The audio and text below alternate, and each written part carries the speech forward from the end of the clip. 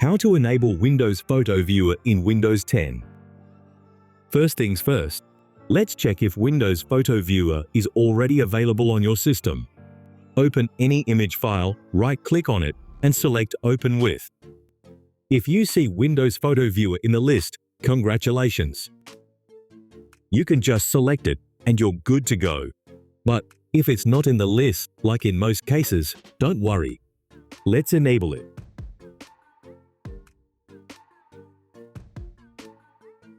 To enable Windows Photo Viewer, we need to make a small change in the Windows registry. I've got a pre-made registry file that you can download from the link in the description below. Don't worry, it's safe as long as you follow the steps correctly. Once downloaded, just double-click the file and accept the prompts to add the information to the registry.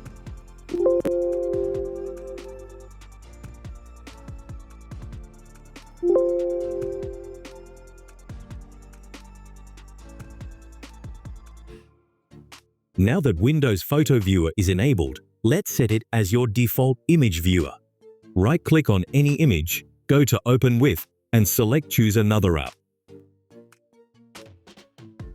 Scroll down to More Apps, and you should now see Windows Photo Viewer in the list. Select it, check the box for Always use this app to open JPG files or any other image format, and click OK.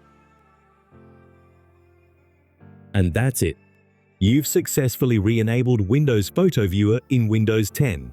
If you found this tutorial helpful, be sure to give this video a thumbs up and subscribe for more tech tips and tricks. Let me know in the comments below if you have any questions or requests for future videos. Thanks for watching, and I'll see you in the next one.